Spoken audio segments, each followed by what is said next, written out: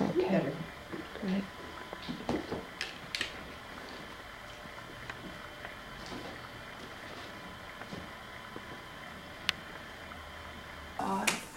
So you want to start? Are you rolling? Mm-hmm. Okay. This is Paula Gloria, and this show is called Farther Down the Rabbit Hole because we like to go into topics more deeply.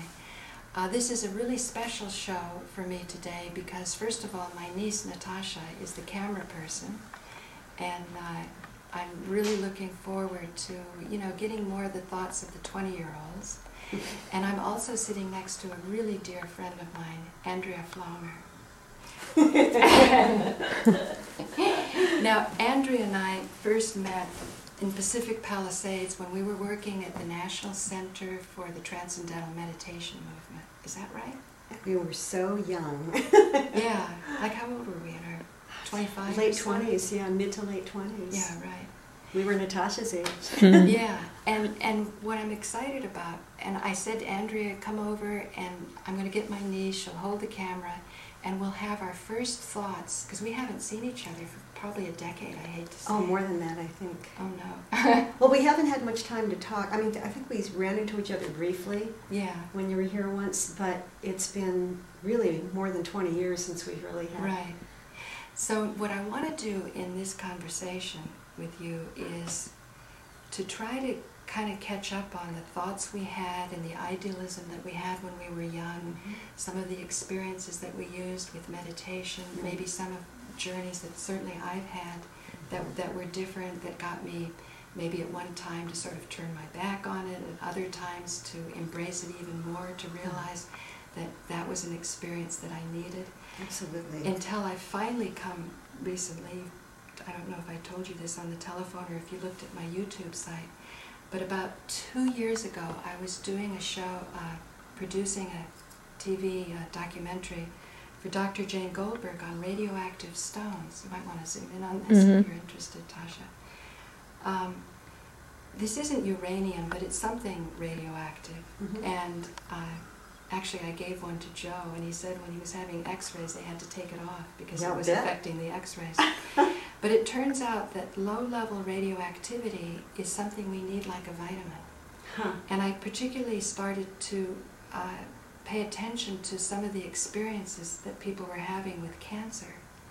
And then we went down to DC and worked with Ted Rockwell, who was working on the Manhattan Project on Oak Ridge, and he's in his 90s. There was another scientist, I wasn't there, but I arranged for the interview with, I think his name is Professor Cohen, Bernie Cohen, up at the University of Pittsburgh. He's also in his 90s, and he did the largest epidemiological study showing that when radon is in your basement, it's a really good thing, and you have much less lung cancer. Fascinating. So, and they flushed it out for all the confounding variables, and they found that indeed radioactivity in low doses is very beneficial. I wonder if it's a homeopathic effect. The theory that seemed to be most embraced by Jay Gutierrez, who discovered this accidentally when he was making some jewelry, and women were saying tumors were going away in their breasts. He embraces Dr. Simoncini's theory that cancer is a fungus, and that the radioactivity, just like fungus, will perish in the sun, and the sunlight is hugely radioactive. Inside our body, the radiation can work at low level, not destroying anything, but in a low level, because it's a fungus. So this is so... Yeah, so here's the clincher, and here's how we're going to get in our TM stuff. Although this is something that I've been very interested in lately, so keep going. Okay, so I got the documentary done, and what it amounted to is Jane Goldberg is, your typical, intellectual Jewish community member, and radioactivity and nuclear things is just taboo. It's no-no. But look at all the evidence. The evidence is coming in, and this is like exactly the opposite. And who is she, Jane? She was somebody I was producing a TV series for. Oh, I see. She was actually doing a show on reality TV group therapy. She had gone to Time Warner 30 years ago with this idea. Oh, how and Time Warner interesting. said, we love your idea, but we're working on something else, which is Interesting. court TV. And we know where court TV went. So I don't know why we haven't seen group therapy yet, but we did a series on public access. It was true, it was authentic. It got me very interested in modern psychoanalysis and healing patients with difficult problems like schizophrenia without medication. But that's an entirely another topic. I'll bet it is. But, we could talk for days. Yeah, I know. But I'll cut to the chase because I know you're going to have good things and interesting things to share with me on this.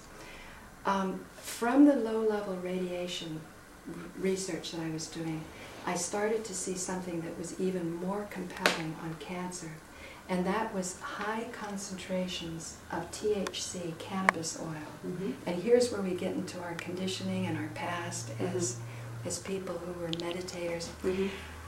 When I was at UC Santa Cruz, there was a rough period where I was breaking up with my husband then, who there had been some abuse issues. He kicked me and kicked the door open, and it just seemed like this wasn't a marriage to be in. And I was renting a room out to somebody who provided me with as much hashish as I wanted. And I got into it, in and out, in 6 weeks. I had that experience. And by getting high that way, I think it sort of broke the addictive pattern I was in my relationship. Oh, interesting. So that when we would go through our typical patch-up time, I was going, I didn't feel any need to be anywhere than where I was in my head. And so that kind of broke a cycle. And then later on, I learned about TM. And they said, no marijuana for 15 days. So I stopped smoking. I didn't think I was addicted. But after 3 days, for the first 3 days, I actually did feel I had a craving. Now, I know a lot of people talk about addictions and addictions and addictions. There's all kinds of ways to look at it. But I definitely was surprised when I stopped for 15 days that I actually yearned for it and wanted it. So when I started TM, I got my mantra, and it was such a powerful experience of rest. Later on, I had back surgery when I was 14. So when I was 21, I went on a long meditation course, and my spine started to change. And I went back to my orthopedic surgeon. I said, I think you have to take these rods out, because I had metal rods put in. I remember that. I remember you telling me And he told me, stop meditating. Well, I knew I couldn't, because it was providing me with all this rest. So I said, no, I can't stop. I think you should take the rods out. But here's where I'm wanting to get your thoughts. I thought cannabis and marijuana was like the worst thing, because meditators were telling me that if they smoked, they couldn't meditate for 2 weeks. And I said, oh my God, I'm going to be in cosmic consciousness in 2 weeks. I can't afford 2 weeks out of my schedule. So I never did it. And I hadn't done it until recently. I've encountered the oil, because the evidence was just so compelling. And Rick Simpson says when you smoke marijuana, you're destroying 90% of the medicine through taking it that way. But through the oil, there definitely, if you take a large enough amount, it will affect your mental awareness. And that's what I wanted to share with you, the whole meditation experience, because some people will think that mantras are an addiction, or that people can addictively rush twice a day to meditation. And I've played with it since I've seen you, to not meditating at all, to meditating without a mantra, I studied with another very powerful miracle master in the south of India, where you would say long mantras many, many times, like 1,000,000 times. It would take you months and months and months to complete a process. But even when I was at that ashram, I'm thinking, was he trying to tell me that drugs that we thought were so evil and bad actually could be power objects to cultivate our awareness? And so now where I'm at is meditation is more important to me than ever. I have a discrimination about mantras. I can now feel a different vibration with different mantras. That makes sense. Yeah, whereas before, if someone said this is a Shiva mantra, or this is for Brahma, or a Vishnu thing, I'd say, okay, if you say so. But now I can start to feel it with my own body. And the Vedas are really exploding with meaning and opening up. And I'm finding people who are never had a TM background, never studied Sanskrit, but when they listen to me read, and I'm trying to encourage them to read so I can have the wonderful experience I had with you when you were reading. We used to read, for hours. We used to read, So now I'm going to turn it over to anything you want to say on these topics. topics. So many things. But I have a question for you first. Do you think, was there anything in the in ingesting the cannabis oil that you think may have made a shift in your awareness to be able to, to help differentiate between the effect of the mantras? Was that something? No, I think that was a process that, I think on a cosmic level, they say the teacher appears when the student's ready. Yeah. I think I'd gone through actually a really, really in-depth study of Hyman Spotnitz, who was a great psychoanalyst who lived to be, I think, 100 or so. And he discovered that Sigmund Freud said that pre-Oedipal patients couldn't be treated with psychoanalysis because their injuries came before they had language, so it wouldn't do any good for them to speak out. So the way the analyst works with them is with countertransference. In other words, if the analyst starts to get a feeling of great love or great hate towards the patient, he will have a clue, maybe this is how the mother or the father felt. So I was studying that so much, and it was a shift because again, there was prejudice against psychoanalysis in the TM movement, at least. That's right, there was. And I remember you used to work with Louise Hay. I never forget that. I always looked on you as very open-minded. I thank you. I appreciate that. I like to think of myself as open-minded, and the very thing that drove me craziest about my mother, who I used to call the contrarian, is I would say A and she'd say B. But it developed in me maybe a habit to always look at the other side of a question or of an opinion. Before Mom jumps in. Before what? Before Mom jumps in. Right. Like that?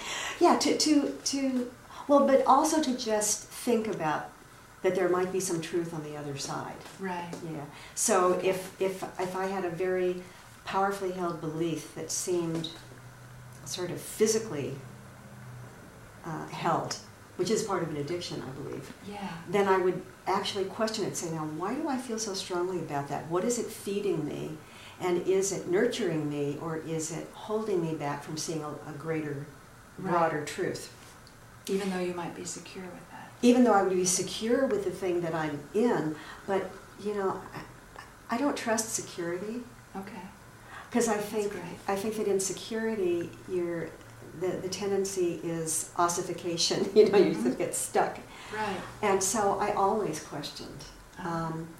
The only thing I never questioned is if my personal experience was validating and nourishing and broadening.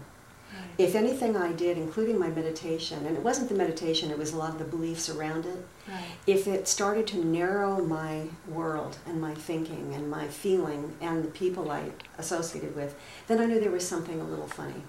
I had so many of my friends, but everything that you talked about in your intro is exactly what I've been thinking about very much for the past several years. I had a lot of friends who stayed at the TM University in Fairfield, Iowa, and they worked for the university, and I have tremendous respect for them, because I would have gone nuts. Right. Well, for one thing, it's a fishbowl. It's a fishbowl? It's a small community. Yeah. We grew up in Berkeley, where anything goes. Right. And I think it's by the very nature of our culture that we were, well, I didn't grow up here, but I moved here after college. It's the very nature of the sort of the air here that you're open, and that your heart is open. Well, not always in Berkeley, but you try to stay open. And I think that's why we came to Transcendental Meditation. And I think that I've thought about this a lot, why Maharishi was not so big on psychotherapy, and why, and the drug thing too. So I'll do with the psychotherapy first. I think if you lack a certain amount of maturity and self-awareness. Excuse me, I think specifically psychoanalysis. Psychoanalysis as opposed to psychotherapy. I think. Yeah. Well, he was not so big on psychotherapy either. Yeah. Okay. Because his. But I still think psychoanalysis is the deeper kernel of the Absolutely. issue. I agree. Okay. I agree with Freud. I think Freud was brilliant, and Yeah. I think You're going to love Hyman Spotnitz. Jung was brilliant too. Yeah. Yeah. But I think if a person doesn't have enough solidity and awareness to look at that stuff, that it can be damaging, because it can bring up, it can put your attention on things that are not nurturing for you, and that I just finished reading Dr. Norman Doidge's brilliant bestseller, The Brain That Changes Itself. Do you have that copy here? Did I bring it with me? I think I left it in the car. Okay, that's okay. Dr. Norman Doidge, it was a New York Times bestseller, The Brain That Changes Itself. He's a psychoanalyst, and his whole research is on brain plasticity and how we believe that you get certain ideas, beliefs, you function a certain way, and that's it. But he's worked, and he writes extensively about people that have had brain injuries or strokes or born with certain lacks, and how these neurological pathways can develop to fill in those gaps, to compensate, and to build new possibilities for the person. Right. And then he talks extensively about psychoanalysis, because psychoanalysis can do the same thing. And what it showed me was that his belief and Maharishi's were not that different. Yeah. Because Maharishi, as you probably remember, used to say, what you put your attention on grows stronger in your life. The things that you, like what you feed, you get more of. And what Doidge says is that if there's something that is not beneficial for you, and that keeps coming up, well, I don't know if he said this, but this is what I got from it, and that constricts your life and that defines who you are based on some trauma that you may have had pre-verbal. If it's so, if it's so much a part of your life, it becomes like a path. It's a neurological thing in your mind that goes over and over. It's like a rut you can't get out of. Yes, exactly. And it's one of the words he uses to describe it. Yeah. But through psychoanalysis, what happens is that you identify, you have this experience of identification and release of these experiences, and you develop, which I think is very much like behavioral modification, you develop new pathways, beneficial pathways, life-affirming, evolutionary, loving, forgiving pathways in your brain. And so I think what Maharishi was saying was put your attention on what you want to have happen. I think they're not that different. I think they're going for the same thing. Right. And I also, I was in therapy for many years, since I started TM, and it was extremely valuable for me. I think that Psychoanalysis? Or I was not in psychoanalysis, Yeah. and that's why, one of the reasons I stopped, because I knew I had to go deeper. And so I, on my own, would start exploring some of those things that I had sort of touched on in psychotherapy, but didn't really look at. Can you define the difference? I want to hear what you My opinion is that psychotherapy, well, this is what I was about to say. It really depends on the practitioner. I worked for a while with a person who was an MFCC, and oh boy, am I going to get hit for this. And then I worked with a person who had a PhD in psychology. And then the next level is a medical doctor with a, the psychoanalysis component after his MD training. Right. And my opinion in the past was that they would only drug you up with Ritalin or whatever to take the problem away. I don't know enough about psychoanalysis, but from what Dr. Doidge says, it looks like they're moving in a different direction. It's going in a deeper, I think, more spiritual direction. And he even talks about in his book that some of those plastic changes in the brain are very effectively occur with people who meditate. He only mentions it very briefly, but I think that there must be some very deep reality in, and it goes beyond your own personal experience, because the other things that I've been reading about, what I was going to say, I think there's some very deep reality in psychoanalysis and in meditation that are not different. The other books I've been reading about, I've been reading about a lot of other masters and saints who've lived throughout the years, and I've been very interested, as you have, in health. I think this happens when you get older. Yeah, right. And you have your own limitations, or you have friends who are dying. Yeah. You know, that's just a reality of our age. And you start to think about, well, what's contributing to that? So I've been looking at a lot of alternative health practitioners and finding out the elements that go into creating health and well-being, physical and mental. And your physical and mental health is greatly determined, the other way around, your ability to perceive finer levels of reality like you've been experiencing, to differentiate between the effect of one mantra and another, has a great deal to do with your physical health. Right. And because, as we know, the mind and the body are, intimately connected. I think that's why Maharishi started introducing Ayurvedic medicine to the United States, which has profound, valuable information in it. He used to say it's not a luxury, but an absolute necessity to make the transition into a higher style of function. Smooth. That makes sense, because you could be pretty rough if you have a shift to a higher state of awareness and you still have a lot of gunk in your body. You've got to throw that off very quickly in order to allow your brain to function with maximum coherence. And so it could be very rough. That makes sense. I hadn't heard that, but that's brilliant. He said it wasn't a luxury. It was an absolute necessity. Well, and so if we've got a healthcare system that's kind of out of control, absolutely, and it's always looking at the bottom line of profits for the shareholders, you're going to be so far from having the quality of support that you would need from your drugs or medicines. And that gets back to Hyman Spotnitz. He was treating schizophrenics without any medication. Is he in San Francisco? Because there's a guy there who does it. Oh, he's dead now. But his whole thing of modern... Well, I should let you finish your definition of psychotherapy versus analysis, and then I'll tell you what I learned. And then I want to talk more about alternate health, because that ties in with this whole thing with the cannabis oil. I am a complete layperson, so this is not a technical explanation. My understanding is that... That's what I want, actually, because of the background we shared as meditators, how you made the journey from this very profound experience of meditation, because Andrea and I used to meditate on foam rubber sometimes for 6 hours a day. Hours and hours a day. And then we'd read the Vedas, and I still hear your voice when I go to a deep level with some of the sutras.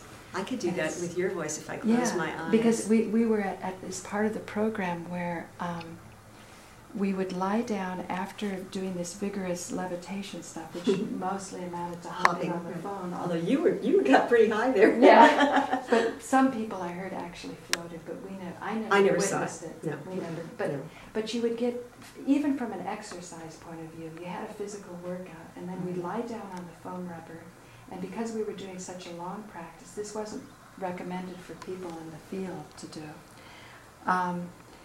We would lie down for half an hour, I think. It was a long time. A lot of times people would go to sleep, or if you didn't go to sleep, you'd go into these sort of reveries. And then if somebody who had the energy sat up and started to read the Vedas, and if you were in this very expanded state, something that is the most abstract poetry all of a sudden seems like a shop manual for fixing your car, except that you're brilliant. That's exactly what it was. Some of these things that sounded so arcane and obscure would suddenly become crystal clear, and you'd realize, this isn't just poetry, this is a description of a reality.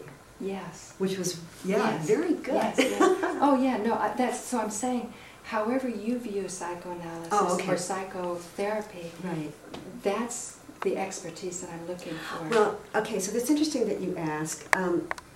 I started to say all these people who stayed within the organization of the meditators in that university in Iowa, which has become fantastic now. I mean, they have really wonderful programs now, so expanded, international, lots of work with environmental science. But I looked at them, whenever I was in that environment, I felt whole and healthy and balanced. And I said, I know I still have stuff to work on. I know I'm still limited. I know I still have stuff from my childhood that I haven't processed. If I stay here, I don't really think about it. It's everything's wonderful. I said, but it doesn't feel right to me personally.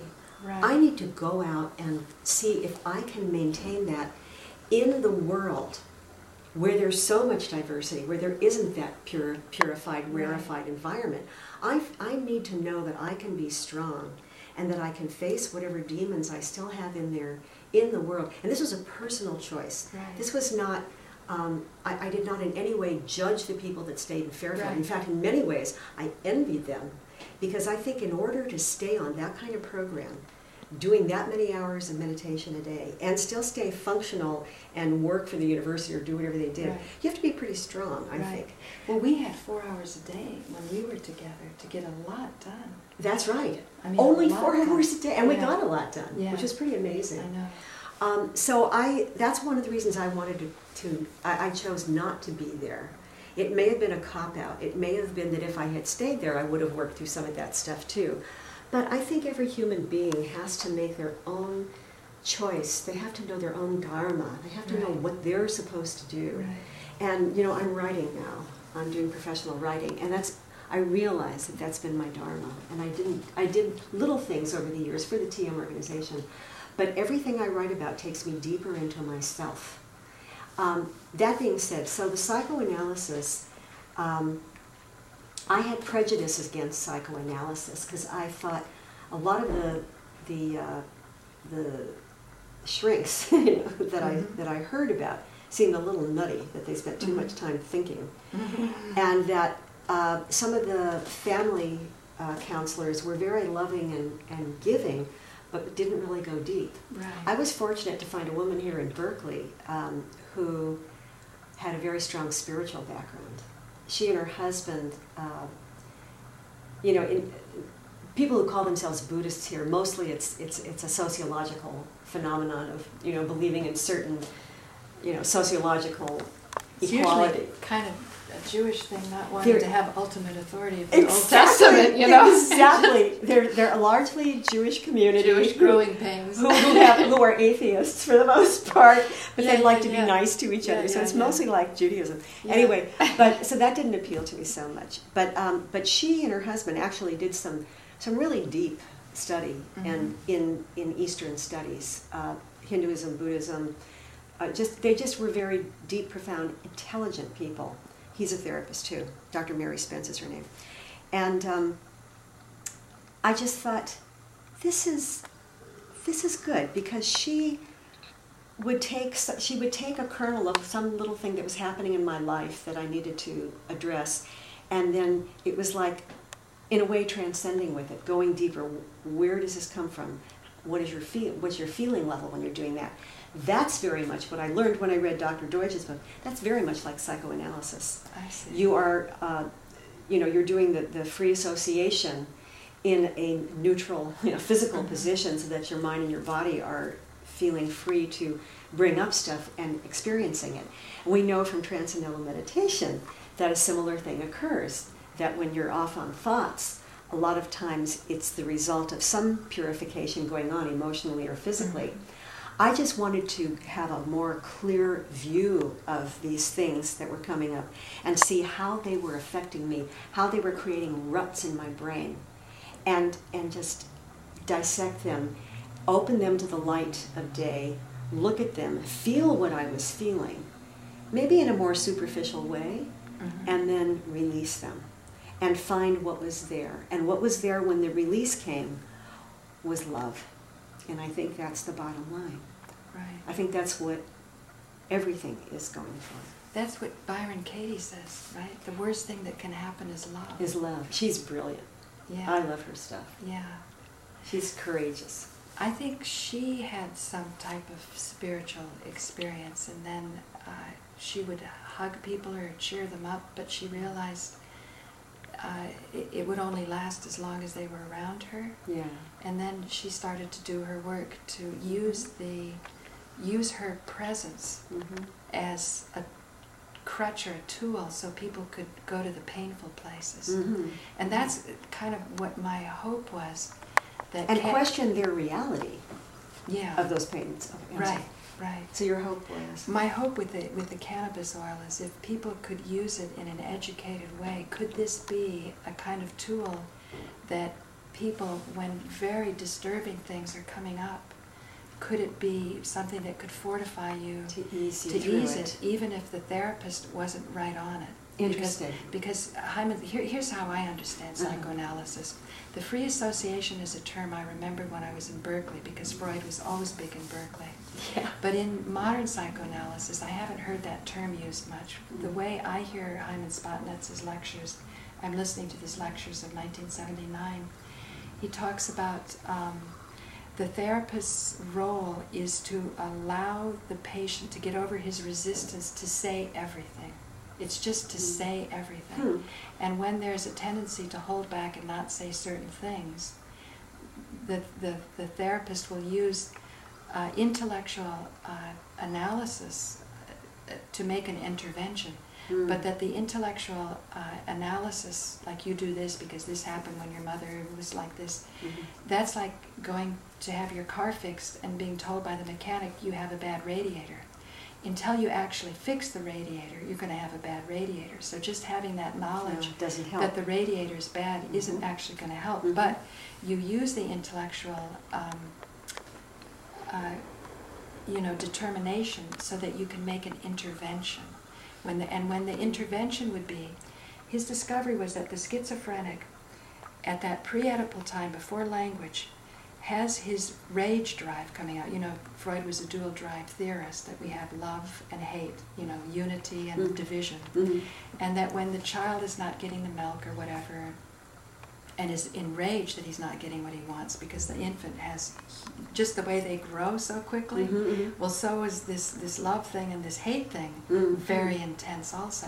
So if he's not getting the milk, he may get very angry about it, but then may realize that his anger, because in his world it's unbounded. He doesn't know the limitations of it, so he fears he may kill his mother. Right. So then he's worried they'll for sure be no good milk. breast, right? You can kill the cow that feeds you. Right. So that's a terrible analogy. So yeah, right. So the schizophrenic will take their rage and turn it back in on their own mind. They'll destroy their own mind rather than hurt the world. Interesting. So the therapist, and this is, Hyman Spotnitz felt that Sigmund Freud felt that in order to cure a patient, the patient would have to first of all understand what he's doing and then approve of it.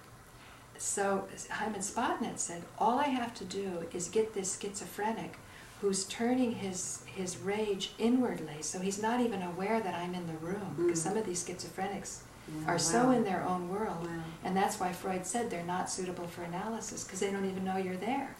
So he said, that's really severe cases. That's what's so exciting about Hyman Spotnitz, because he could go into the mental institutions, and providing that he had enough time and energy, because he obviously couldn't do it for everyone. He didn't have the time, but you could see how earnestly he was trying to teach therapists to do it, that it could be done. Well, here's what he realized. It didn't matter if the patient liked him or not. He had to get that rage to come out. And the first person it's going to come out on with the countertransference is going to be the analyst. So the analyst is going to have to be able to withstand being hated, at least for a certain period. And then he can rejoice in that, because he knows that now the person is aware there is another. Even if he's hating this other, there is now an other. How interesting. You give it over. Yeah, so that's what you're strong. Yeah, so exactly. And so some say, well, was Hyman Spotnitz just so mature that he could handle being hated, whereas Sigmund Freud couldn't? Because Sigmund Freud felt that a person would have to like him because they would understand what's happening. Oh, interesting. But Hyman Spotnitz says it wasn't even necessary. That's very interesting. Something just popped into my head that Maharishi said once. He talked about the process of unstressing, Yeah. you know, getting all these things coming up and flowing out. He said, if you want to unstress on anybody, unstress on me. Right. So I thought that's interesting. He was Right. like a psychoanalyst for a lot of people. Yeah. Very interesting.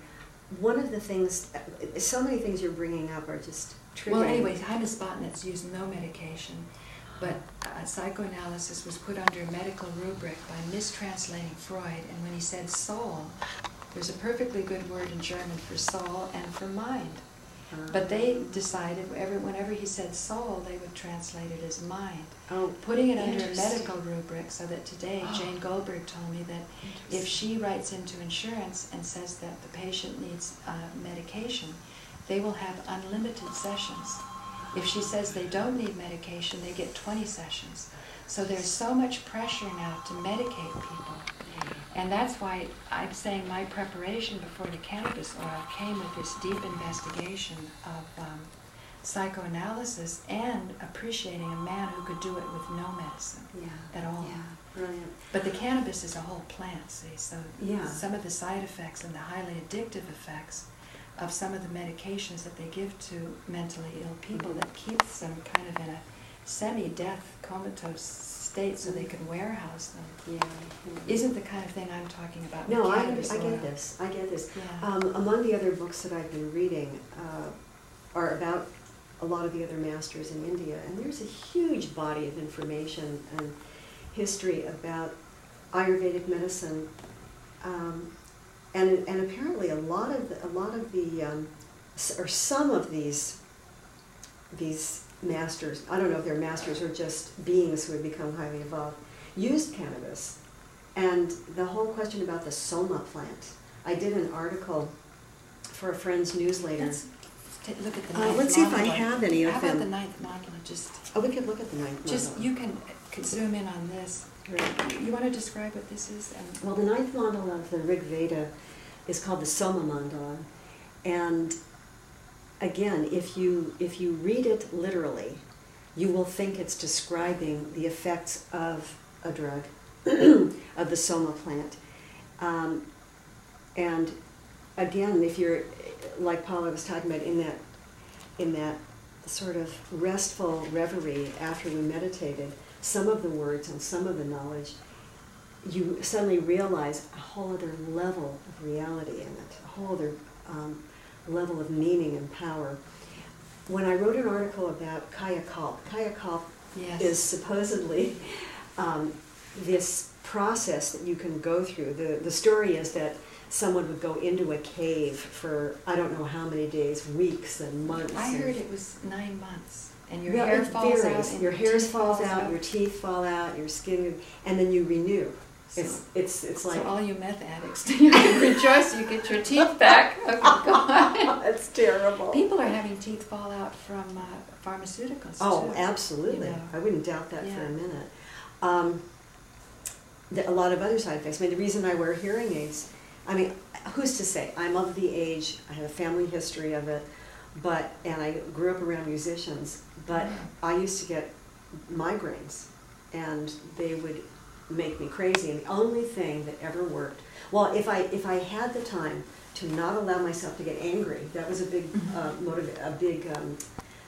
element of it. But That would kick it off. if I could really just step back and just not do anything and sleep or rest, then I could get it to dissipate. But sometimes not, because I had a lot of things to do. Yeah, and there was you were one always drug. a busy person. I was always a busy A-type. Yeah. Aries rising. It's just but if there was one drug, my medical doctor, who was also a doctor of Chinese medicine and loath to prescribe even an antibiotic, finally said to me one day, "That's enough. Try this drug." So I took Imitrex for a while, and it was a lifesaver. You know, there are some drugs that, okay, they help you function, but it hurts, it damages your hearing. Really? Yes. Really? Yeah, it's all in the literature. What's the name of the drug? Imitrex, Imitrex. And how long did you take It's it? that's the manufactured name, I forget the name of but I took it off and on for about 3 or 4 years.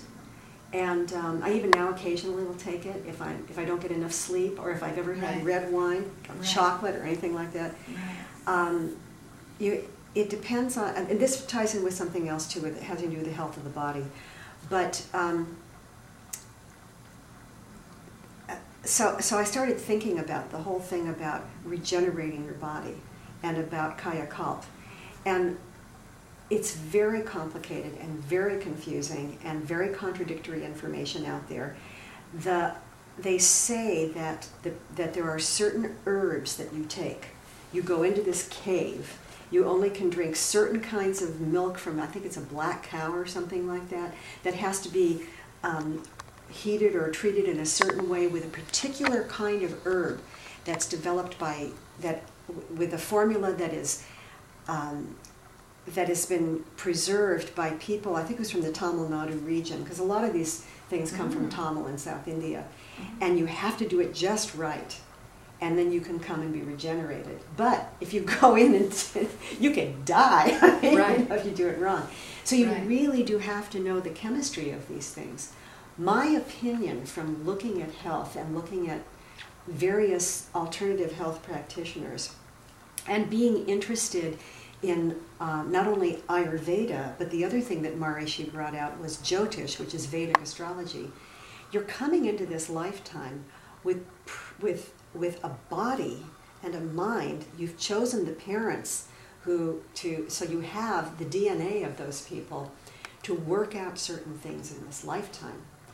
And my sister, who's 13 and a half years older than I am, doesn't wear hearing aids, doesn't wear glasses, and is just a dynamo and a powerhouse. She just developed did a documentary movie on women in jazz that's just incredible. Wow.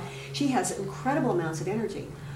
I was born as the last, there was like a 20-year gap, or 15-year gap between my older brother and me. With an older mother, you don't always get the same strength and health. And I have a particular astrological chart that says, your health is a little weak. You're very dynamic, but that Mars energy is a little debilitated.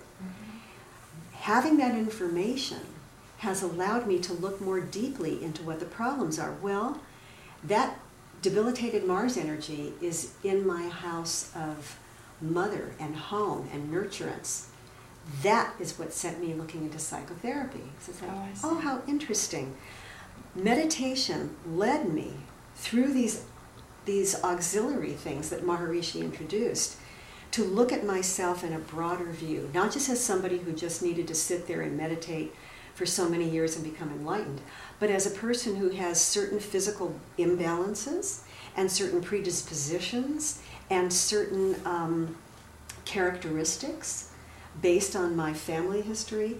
And then I took it and started looking elsewhere in it. There's a woman who does this thing called family generational. Yeah, I know what that is. Yeah. I can't remember the name. Yeah. But we carry not only the DNA, but probably through the DNA, it's a soul thing again, into this lifetime, all of the past history of our ancestors. So I spent a little while looking at what it meant to have ancestors who died in the ovens in Germany. How that affects me. What is it one of those elements that makes me feel like I've got to run all the time? Who am I running from? Where am I running to? What would happen if I just sat still and could be?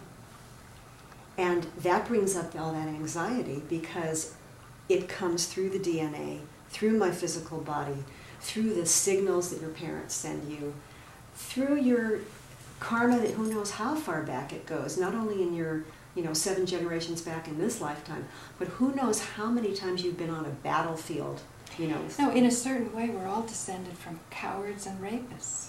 Absolutely. People who fled from a battle, who lived to inseminate a woman, or That's somebody right. who was a victor who took any woman they wanted. That's right. Under any circumstance. That's right. So we have a lot of violence in our past. One of the things that John Douglas... And fear. Violence and fear. Yeah. One of the things that and so every person who meditates is going to be dealing with that.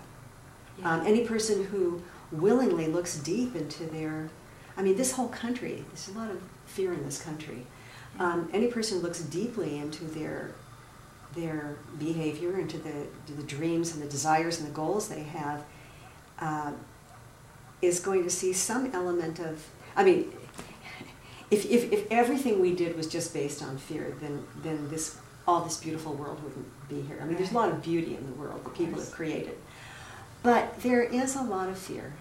And one of the things that John Douglas, who's this guy from Australia who's a healer and strongly supports meditation. He strongly supports Transcendental Meditation. But he said, you don't want to know about a lot of that old stuff. You know, a lot of us were really horrible. You know, a lot of that stuff that we're carrying around is from having done really terrible things. Oh, you mean to know past lives? Past lives, yeah. But he talks. He says the same thing, that a lot of these major illnesses, like cancers, like Parkinson's disease, multiple sclerosis, he's of that group of people that are now saying these are bacterias, viruses, fungi that Western medical science hasn't even identified or looked at, that are affecting our body, and you can kill them off. And he said, and he agrees, the hard part about dealing with it is not killing off the bugs, it's just like what Maharishi said, it's the purification process after you kill it off. It's letting it all go. Because to some extent, psychologically, physically, whatever, we want to hold on to that because that's what our identity has been. It's like, I think... oh, let's pause a second. You want to hit pause to put the battery in? One of the things I remember reading in the Vedas, I forget which one it was, it says, Indra creates soma to slay the small self, the big self being the totality, I am that element of each one of each human being in the world, in the universe, each thing in the universe. Indra creates soma to slay the small self that is incomplete. And he said, plugged into social conditioning and acceptance and that too, things like that. Yeah, all those things. Anything that's not holistic and broad and complete and loving and open, Indra creates soma to slay that. But the small self does not want to be slain. Right. And so it hangs on for dear life. You may have even read this verse once. He has put the enemies to sleep in unbelievers. And I was listening to that as I myself was just drifting off. And I thought, oh my God, am I the unbeliever? Because his sleep is beckoning you.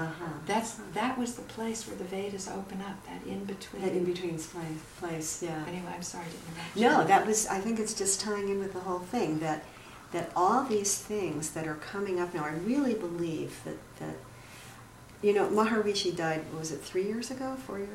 He said, it's coming quickly.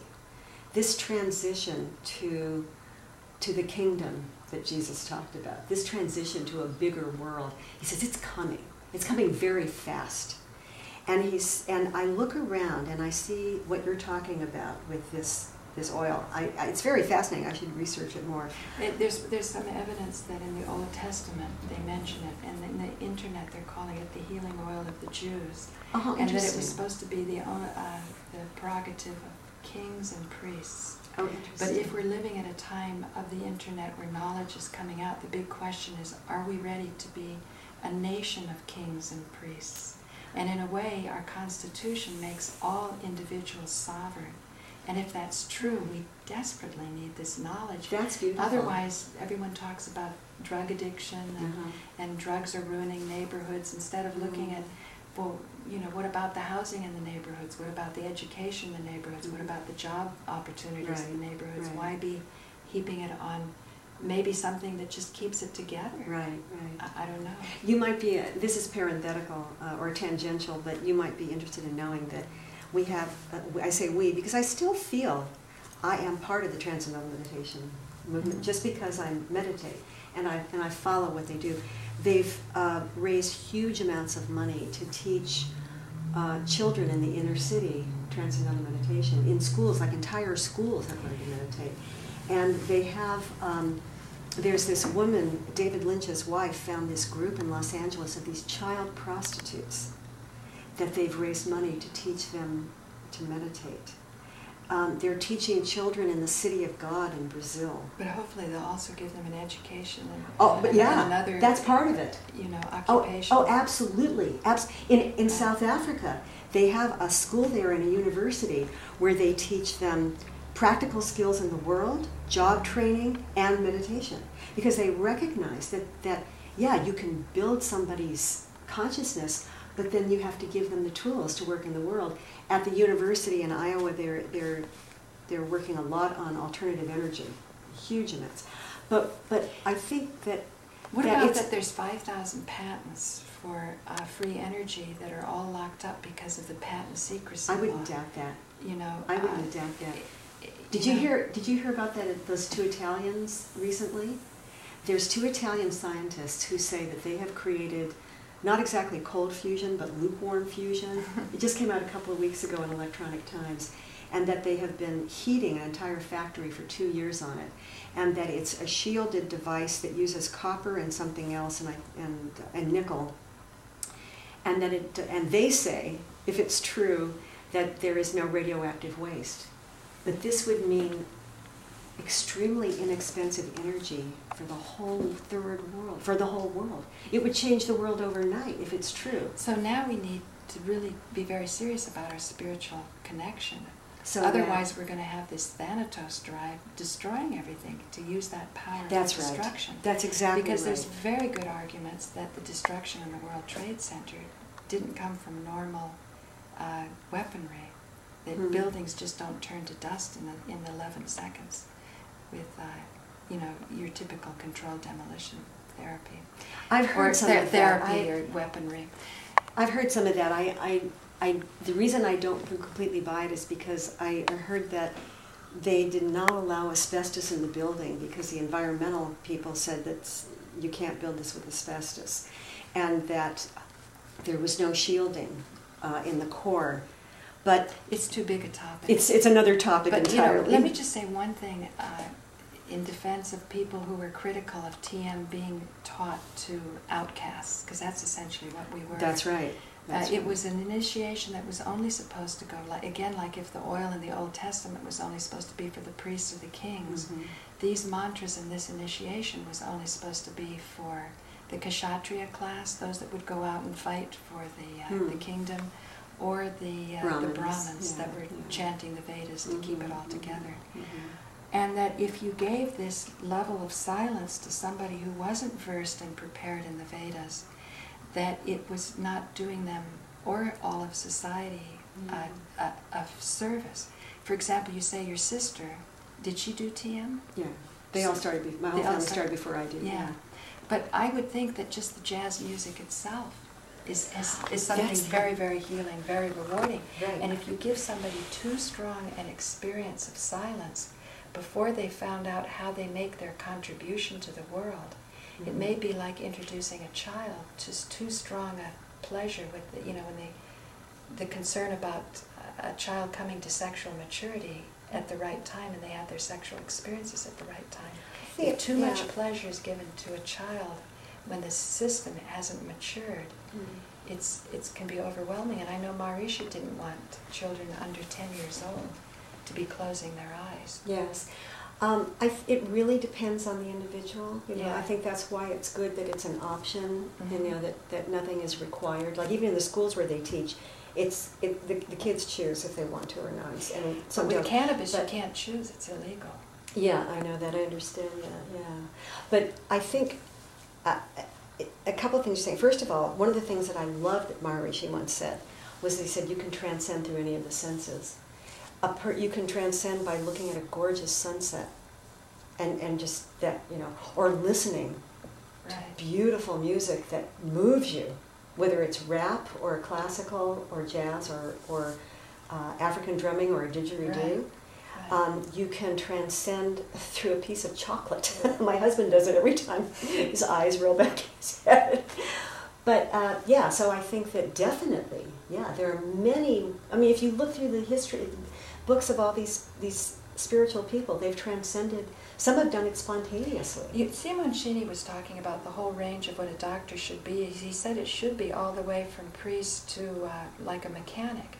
If you want to see the body as a collection of organs and parts, that's the most reductionist way of looking at it. But, you know, going back, you know, to the range of where we come from, where thought comes from, he said the duality of mind-body is the error in our research and why we're not finding cures to cancer. Because a good doctor would understand that a patient who maybe has all the best therapies going is still not healing. And my feeling is because they're not resolving the psychological or the spiritual connection to the divine. And without that, all you're going to do is be replacing body parts. I absolutely Whereas agree. if you get to the fundamental level of that spiritual vibration that actually runs through our body and keeps it together and keeps us together in relationship with each other, so that we can all find our maximum Dharma and gift, then we'll find our way. And then the things that we create from there are life-supporting and not life-damaging. And if we get cold fusion and free energy, that we create it for positive effect and not for damage in the world. I agree. And I think that and Maharishi said this, every group in the world, every little village in every little part of the world that has been holding on to this knowledge and perpetuating in their own little way is contributing to this blossoming of a new world that we're coming into. Would that be like when he was saying, go home and find Ayurveda in your tradition? Probably. We only have 2 minutes left. Yeah. And in every religion. I believe that and our friend Nat was writing a book on this, in the basis of every religion that is life-supporting has that same core, that same root. So it seems we're going back to basics. You know, like that's a good natural, I guess understanding about being in harmony with nature. Just like our days in the 70s, 60s. We were onto something there. Right. I wish that this younger generation had that same kind of passion for it. I don't know why we did. Maybe it's because we were all born with Saturn under a certain thing. Yeah, that's the 60s vision. Yeah. It was a big vision. We had passion for enlightenment and for a better world. I think the kids do too today, but it's more pragmatic, maybe. Natasha, give me that camera. We have the last minute here. So this is Paula Gloria, and I particularly want to thank the new generation here. Natasha has been holding the camera for me. And what did you think of this? It's interesting because I've been studying, I just got baptized last year, and so I've just been studying the Bible, you know. But also I have a friend who, he actually taught me to meditate when I was in Hawaii. We met, and he came and visited me recently in Piedmont, and we were walking around, we sat on a park bench, and like, I mean, I don't really know what transcendental means, but I feel like I felt that this one day on the park bench, you know, it was really cool. Yeah. And then I came out of it and I was like, wow, you know, continued on a really good day. And wow, wonderful. Yeah. But you don't feel, I hope you don't feel a conflict with your religious tradition, because I don't think we ever felt a conflict between Christianity and or Judaism. Or Judaism or anything. Yeah, no. At least I don't.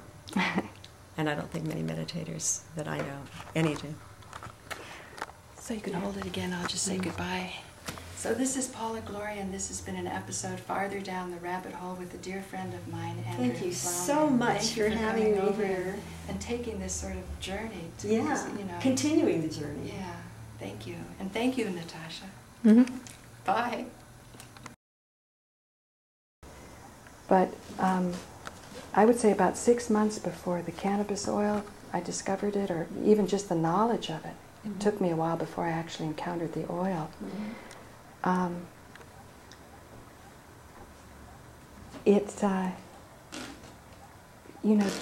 Just to know that that's around is already, giving you a shift. Absolutely. It gives you hope. I mean, it makes you feel like there are these angels that are saying, yes, yes. And even if there were reasons that it was blocked, and say, oh, isn't that terrible? You know, people are trying to make money off us. You still have gotten to a deeper level to know that there's a solution and that you can maybe appease people's needs to have that much security at the expense of providing bad health care or faking studies and things like that. Well, you know, the whole thing. Hi, this is Paula Gloria, and I'm back again. And after interviewing my good friend Andrea, my niece Natasha started to come up with some very interesting thoughts, and I thought we could share them.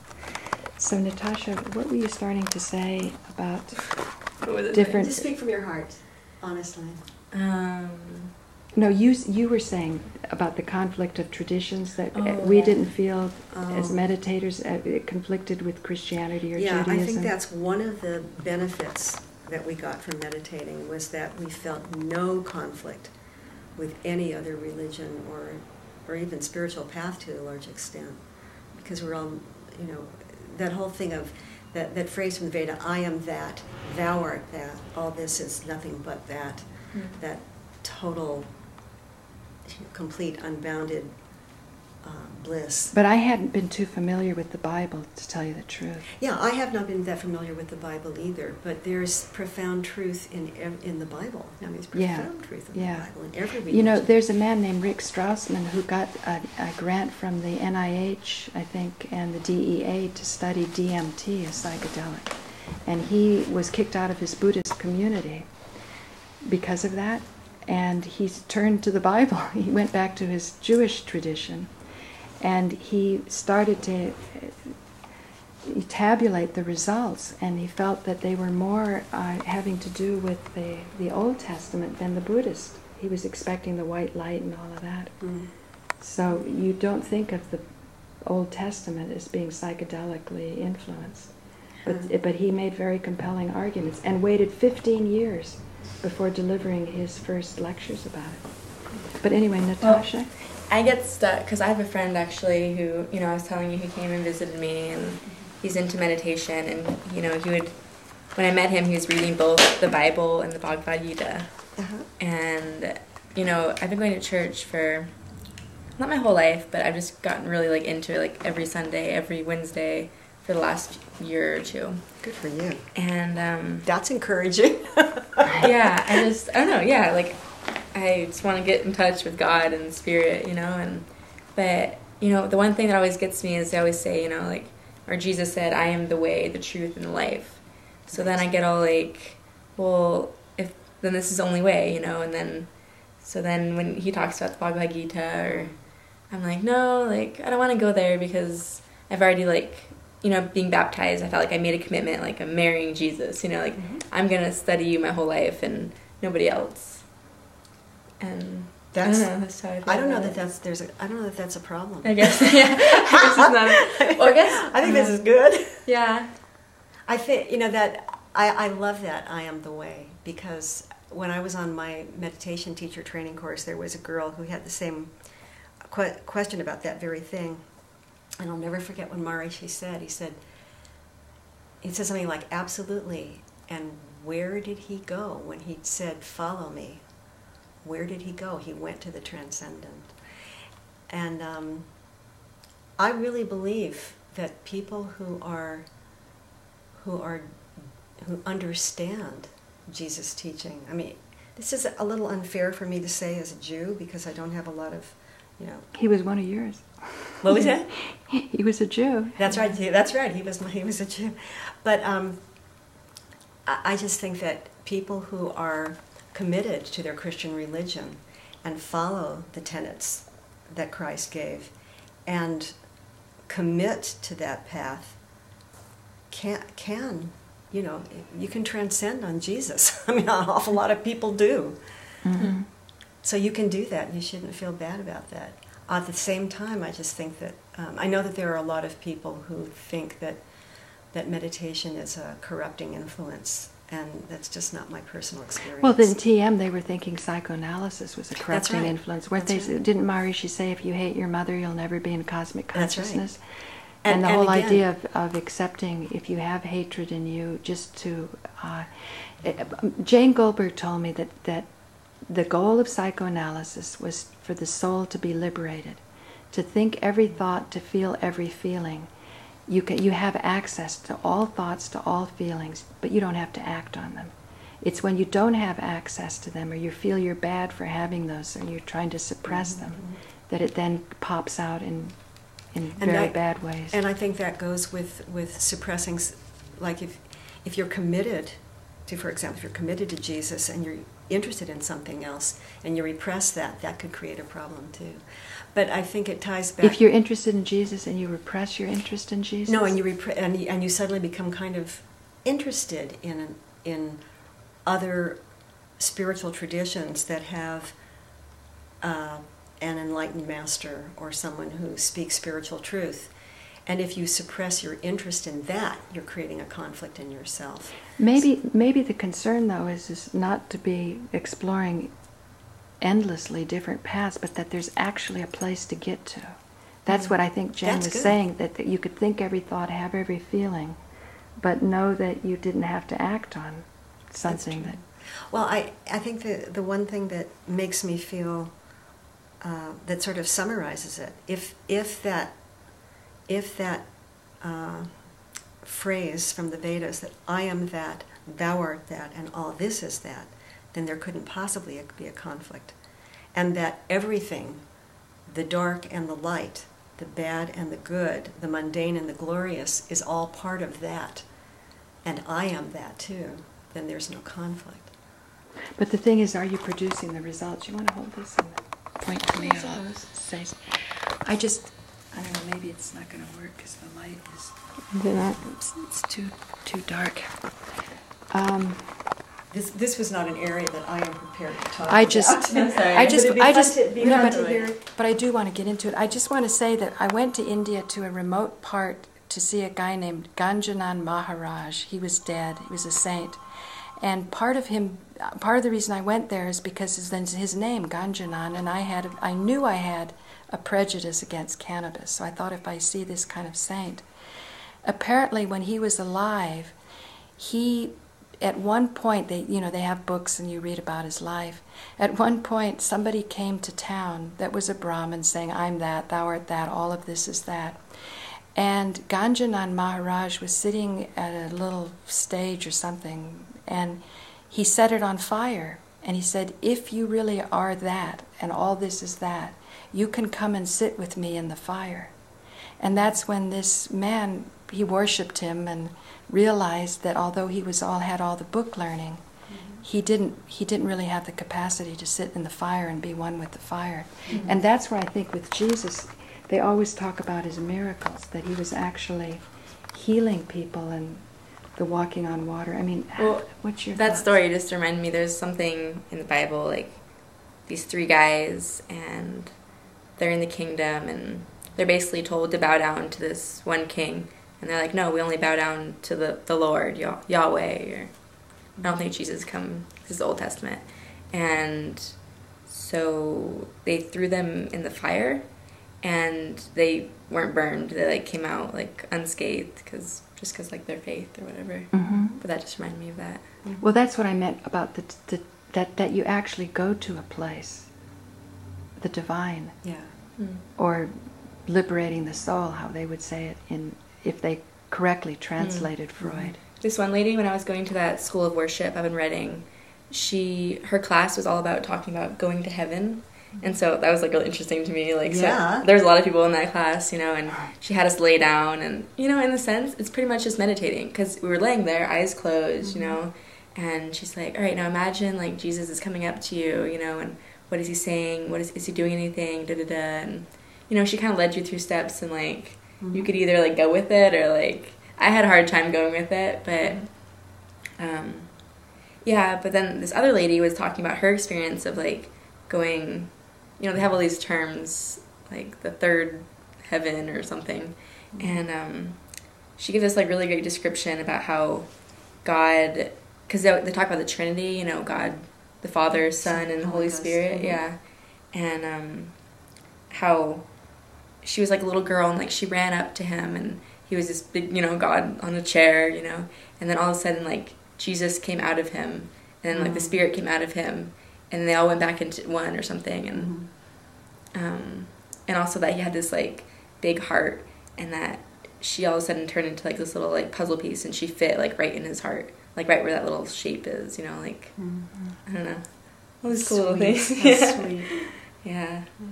But I was thinking also, I read in Psalms it says, "But his delight is in the law of the Lord, and on his law he meditates day and night." And I mean, I don't think Christianity is against meditation in any way. I think they promote it rather, you know. But there's so many kinds. I mean, what she's describing is kind of a guided meditation, you would say? Yeah, I would say kind of, yeah. But if you think about like what prayer is, you know, when you go to church and the pastor is praying for whatever he's praying for, you know.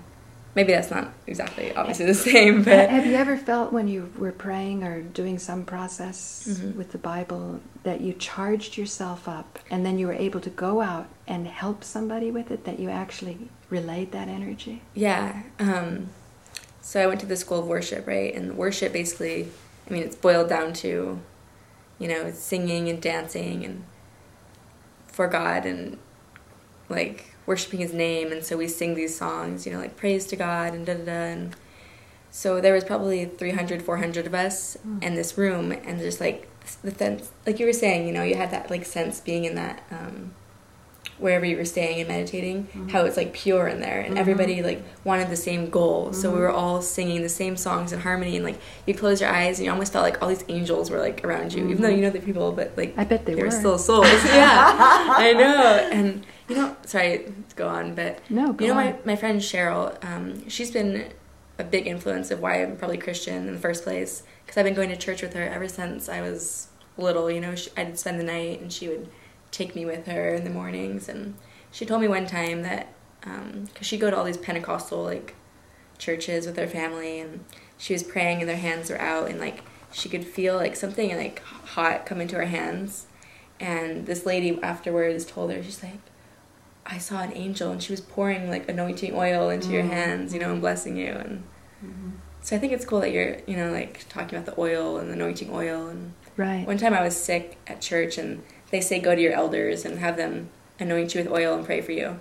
And so I went to my pastor and I was like, do you think you could pray for me and, you know, anoint me? So he pulled out his little bottle of anointing oil. I don't really know what kind of oil it was. And he put it on my hand, and 3 guys, you know, laid hands on me and prayed over me. And, you know, eventually I got better. What do you think about oil from the Ayurvedic point of view, Andrea? I always thought it was sort of protective.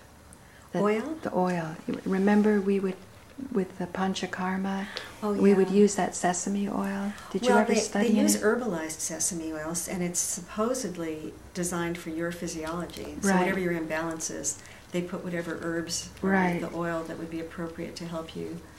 Right, you know. so the practitioner would have to take your pulse or something to see what you needed to be shored up on. Right.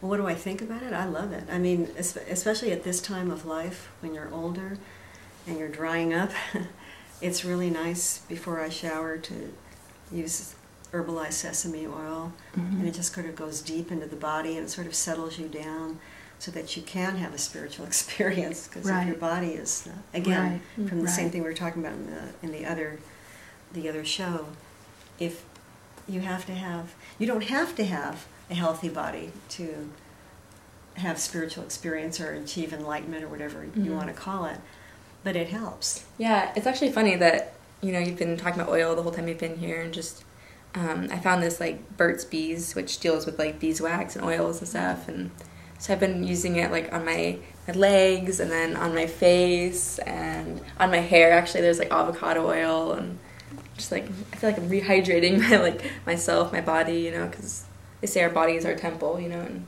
where God dwells, and so you gotta take care of it. Yeah, take care of God's house. Yeah.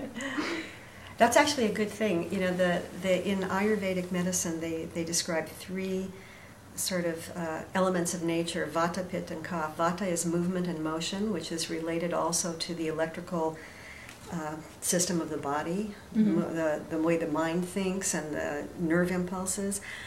I'm sorry, that's Vata. Yeah, did I say that? Yeah, Vata, impulses. And then Pitta is heat and digestion and assimilation. It's a thing that makes the mind clear and makes you go out and do things. And then Kapha is what gives us physical structure in our body that stabilizes it all. And as we get older, we get more dry and vata. And I think our culture, the whole American culture, is very vata and pitta vitiated, they say. You know, there's a lot of pitta and a lot of vata. There's a lot of action and a lot of thinking and a lot of fast movement. If you just look at our technology, everything is fast, fast, fast. So the very fact that you want to put oil on your body is a way of soothing yourself. I think that's terrific. That's a nice way to put it. Wait, what does vata mean again? Vata is the element in the body that rules the beating of the heart, the impulse, the sort of electrical impulses in the body, the movement of the mind too, right? The mind and the nervous system is vata, and and then pitta is take charge, assimilate, digest, and kapha is like still waters that run deep. When you think of the United States, you don't think of still waters that run deep. And I think, you know, oiling ourselves up is probably a good thing. Yeah. Yeah. It's more balance. My Bible has this thing in the back where you can look up words. So sometimes when I have it out and the people are talking, I'll like look up the words they're like talking about. So I looked up. That's pretty cool. I know, I like it. Just find things. But talks about oil. This is David. He was David and Goliath? Yeah. That's when he was like a younger guy, but he eventually became a king. And I did this whole like Bible study with these 3 women back in Hawaii about his life, you know, and he's considered like has a heart after God. So he wrote all the Psalms basically, which are songs to God, like little praises. And he has a heart after God? Yeah, that's that means that he longed for God? Yeah, and he tried to be like him, you know, but it was cool to learn about him too, because that's the first thing you get, and you're like, wow, you kind of put him on a pedestal, like David's an amazing person, but then you see that, you know, like he fell too, you know, like he had his like flaws and times when he would mess up, you know, and but anyways, he wrote, "You prepare a table before me in the presence of my enemies." He's talking about God. And you anoint my head with oil, my cup overflows. Surely goodness and love will follow me all the days of my life, and I will dwell in the house of the Lord forever. I know that one, right? Mm-hmm. You've heard that one? Yeah, Psalm 23. Yeah, it's a pretty well-known one. Well, that's funny that you mentioned that, because in the beginning it says, "The Lord is my shepherd, I shall not be in want. He makes me lie down in green pastures. He leads me beside quiet waters. He restores my soul." You know, my favorite Christmas movie is The Bishop's Wife. It was with Loretta Young and David Niven and, oh, God help me, you know, very famous actor, Cary Grant. And there's a scene in there, he plays an angel, and there's a scene in there where he's talking to the couple's little girl, the bishop and his wife's little girl, and he's telling him the story of David. And he says, and then David made up a poem, and it goes, and Cary Grant starts reciting, "The Lord is my shepherd." Every time I watch that movie, and we watch it every Christmas, I cry. You know, it's just, it's my favorite. Yeah, my favorite song. It's really something when Hollywood can bring that through. It was very powerful. That movie is a very spiritual movie. Yeah. It has a lot of profound spiritual truth. And you will appreciate this, because in the end, the very wealthy woman who wants this cathedral built in her husband's honor has this open heart and revelation, and she decides to give all her money to the poor and help the people in the community. Aww. Aww. Right up your alley. Any other thoughts, Natasha, on that? What are you looking up now? I'm looking at more oil. It does seem as though the biblical references, it's a big deal to be anointed. A big deal to be? To be anointed. To be anointed. Yeah, they're not just giving a blessing. They're not laying a naked hand on you, but they've got a hand that's got oil on it. It's got oil in it. So what's that about, I wonder? Yeah, I don't know. This is the next thing that says oil. You have, let's see. Very interesting. Yeah. This is your focus. Yeah. You have loved righteousness and hated wickedness. Therefore God, your God, has set you above your companions by anointing you with the oil of joy. So it may have a poetic meaning there, but it still ties back to the reality that anointment means to saturate, you know, to take in through your pores something that brings you joy. Yeah, I just thought about it like what Messiah means is the anointed one. So that's what essentially Jesus is. Oh, I thought that's what Christ meant. Is that what Christ is, the anointed one? Or you said Christ, Messiah? I'm pretty sure Christ and Messiah are similar. Messiah. Christ Jesus. Well, so Jesus Christ being the means man the and Messiah. Christ being who he became. Yeah. Yeah. So Well, depending on how you believe, either he was, as he was born, or who he became. A friend of mine who reads all these esoteric books, he's got a master's degree in comparative religion, and he wrote a book about. Here we are in Berkeley, California, talking right here about in people Berkeley, with California, masters right. in comparative religion. Well, actually, he didn't get it from here. He got it from, what's that, the Harvard of Canada. I forget the name of that university. Oh, I know what you mean. Yeah. McGill? McGill. He went Yeah. to McGill. But he said that he had this one book, I think it was called Jesus in India. And there's this sort of faction of people that believe that in those lost years, Jesus actually walked to India and studied with a lot of masters. You know what the evidence for that is? Is they in Andhra Pradesh they have a lot of Roman coins at the time of Jesus. So interesting. clearly the traders were going there. Well, the traders, yeah. And he seemed like a very open-minded guy that would be eager for experiences. If he was coming down to live a life like a man, Yeah. why not travel? Yeah. But anyway, I interrupted you. Your point was? Well, just that he, it's very possible that he learned some Ayurvedic techniques or learned about some of the oils. But I would think if the traders were going through there and coming back, maybe they brought oils back, and that's why anointing and oils were part of the culture of the time. Right. I wasn't so much thinking of the oils or the spices, but yeah, but the knowledge about how to use them. I was going to ask you about the saints you were studying because I'd heard that Muktananda said that in the West they don't even know how to prepare cannabis, implying that there was a tradition of wisdom that understood this plant and how to unfold its potentials. I think that's very possible. In doing that research on the article about life extension, Kaya Kalpa, it became pretty evident that there's a lot of confusion. Even in India, you have to get the right formula for the different Ayurvedic remedies. So if there is a cannabis oil that is a healing oil, there's probably, it may have, the knowledge of how to prepare it may have gotten corrupted over the Yeah. over the Well, centuries. some claim, I've looked at this and it's really interesting, and I like to study the Bible more, but that the three wise men were bringing to Jesus some of the herbs that would have been added to the basic ingredient of the cannabis oil, because cannabis is pretty abundant. It's cheap, but frankincense, myrrh gets to be more rare.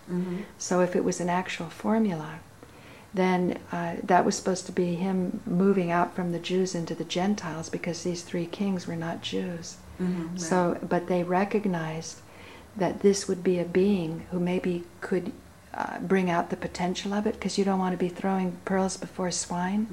If you have a great, wonderful formula, you want it to be used by somebody who has the capacity to. Sorry, what are you thinking? What does that mean, pearls before the swine? Because it says something about that in the Bible. The way I understand it is that swine aren't going to appreciate pearls. Somebody else will, and keep them for who will appreciate them. So the three wise men realized that there's some claim that there's astrologers, and they knew that this was going to happen. This was the time for a very great being to be born, and that they wanted to support that birth. And they came to a humble stable with something that kings would wish to have if you had this oil. Yeah. So I found this. It says Messiah means the Christ, because Christ is Greek and Messiah is Hebrew. But it's the same thing, which both mean the anointed one. Oh, both Messiah and Christ. Wow. Yeah. What do you have there? Oh, I'm looking. This is a book called "Living with the Himalayan Masters" by Swami Rama. Yeah. And he was an Indian saint that actually lived in the United States for a while and had teachings. it's interesting. This book was interesting, and reading about these masters is interesting because I found that a lot of them have brilliance and have knowledge and have expertise in particular areas, but because they're individuals, they have a different quality. Each one has a different quality. And he had his own controversies too, I believe. But we were talking, when you called me and asked to come and do this we were talking experiment. Right, you were talking about the Vedas and getting back to the Veda meaning knowledge. It's just the word meaning knowledge. And the thing that I found very interesting reading this book, because he talked about all these other teachers who focused on this aspect of knowledge and that aspect of knowledge and this little piece here and that little piece. But he had a lot of... there's Gurudev in there? Yeah, he had a lot of praise for Maharishi's teacher, Gurudev. Oh, really? And he said Did he study with him? No. No, yeah, he did. He did study with him. He studied with all these guys. He Isn't talked that about all nice? the teachers that he studied with. So they were hanging out just like we're hanging out, Exactly. exploring these ideas. Maybe a little more evolved than me. I don't know about you, but... And the thing that I liked was that he said that, and it gave me, it made me feel very good actually, that I had spent as much time as I did in TM, because he said that of all the teachers that he studied with, and I think this is one of the reasons why people go to more, TM is, there's a lot of knowledge, a lot of intellectual knowledge. You have the experience of the meditation, and then you study how it relates to science, how it relates to physics, how it relates to literature. And some people found that boring because they just wanted to have more, experience. They would meditate on the experience. But he said that Gurudev was more steeped in Vedic knowledge than any of the other teachers that he met. But I just found something in here that I forgot about. He said... he's talking about the center, the heart center, the heart chakra. Buddhism, Hinduism, Christianity, and Judaism also recognize this center. That which is called Anahata Chakra in Hinduism is called the Star of David in Judaism and the Sacred Heart in Christianity. And then it's using a yantra there, right? There is a yantra there. Yeah. That's not usually considered Vedic. That's usually more tantric. That's right. And somebody actually told me in the south of India, when they were talking about Maharishi, they said that the bijakshras, the little mantras that Maharishi was giving out, were actually tantric processes that were given to people who don't have the time to, or had the education to read long slokas. That they would just take this sort of fast track, but that it was actually a tantric practice. Isn't that interesting? That's very interesting. Yeah. It's a quick fix for hard times. Well, very possibly. If this is Kali Yuga, the era where there's a lot of ignorance, and then enlightenment's going to, a little pocket of enlightenment will rise. As I love what Maharishi used to say, it takes a thorn to remove a thorn. That when the times are really difficult, sometimes it takes a jab, right? Maybe a little quick mantra. Yeah. But Natasha, I still take it that you have a little concern that if you got baptized and you made a commitment to Jesus, that you don't want to, that something very real happened to you, and you want to keep that vibe going, right? Yeah, because I guess the reason I'm really questioning right now is because I met this, guy I was telling you about. His name's Alex, and I don't know. I feel like, there's so much. I read the Bible. I try to read it every day, at least a little part of it, and I feel like it's a relationship. It's not a religion. It's like this person, this God I'm trying to get to know. And there's only so many books I can read. Exactly. So I was like, why don't I just focus on this one? Make this my relationship for life. It's kind of like marriage. You pick one guy. You're gonna or that's the essentially idea. You pick one person, and you're supposed to spend the rest of your life trying to get to know them. And there's times I go to church and this is boring. You kind of hear some of it, but then occasionally one thing will stick out to you that you need to hear. And it's kind of the same thing in the Bible. You open it up and you're like, all right, I've heard this, like yesterday I was reading, and Grandma Jen's been talking about, you know, like veils for men. Mm-hmm. So every time I see veil in the Bible, I think about her. And it says, even to this day, when Moses is read, which is basically the Old Testament, a veil covers their hearts. Whenever anyone turns to the Lord, the veil is taken away. And so I feel like when I finally decided, like, all right, I'm going to stop denying Jesus and, like, accept him, repent, and get baptized. And, like, I think he honored that, like, and so I remember after I got baptized, I'd open my Bible, and, like, all of a sudden, it was literally like the veil had been taken off, like the little horse blinders. I could see something that I could not see before. And, yeah, it says, now the Lord is the Spirit, and where the Spirit of the Lord is, there is freedom. And so I felt this freedom to, like, go, you know, like, the reason I came here is because I heard in church, like, God told Abraham to go back to the land, his native land where his father and relatives were. Mm-hmm. So I was like, and I kept hearing it, and I was like, God, like, are you sure? Like, should I do that? You know, and I would hear it over and over again. Then my aunt texted me, come live with me, and I'm like, okay. So I was like, just give me one more sign, God, you know, and he was faithful too. Like, the next day I heard this, I was, like, sitting here, like, thinking about it, and I hear this song, like, I hear you're going to California. And I was like, okay, I'm going to California. So I picked up and, like, moved, and I mean, you know, maybe that's kind of crazy, but I don't know, I feel like that's my freedom, and, like, God's provided, and da-da-da. So, and it says, and we who with unveiled faces all reflect the Lord's glory are being transformed into his likeness with ever-increasing glory, which comes from the Lord, who is the Spirit. So I feel like the Spirit's, like, teaching me, like, every day, you know, I'm getting a little closer to enlightenment, if you want to call it, you know, because I think, and my personal point of view is, like, what I know right now is that when Jesus comes, it's essentially when, like, your soul is ready to go visit him and go be with him, you know, and, like, I'm not dead yet because I'm not ready to go there yet because I don't know, like, enough. Well, and then I think Jesus would not ask you to die in order to experience him. Yeah. And I think that as long as that is continuing to guide you toward God. Well, maybe you died to the world. Or you died. You're talking about slaying the small self. That's right. Slaying the small self. Right. Dying to the world to be born to the greater glory, the greater reality of what life is.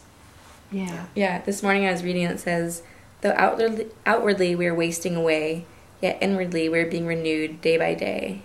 So we fix our eyes not on what is seen, but what is unseen. And now it is God who has made us for this very purpose, and has given us the Spirit as a deposit, guaranteeing what is to come.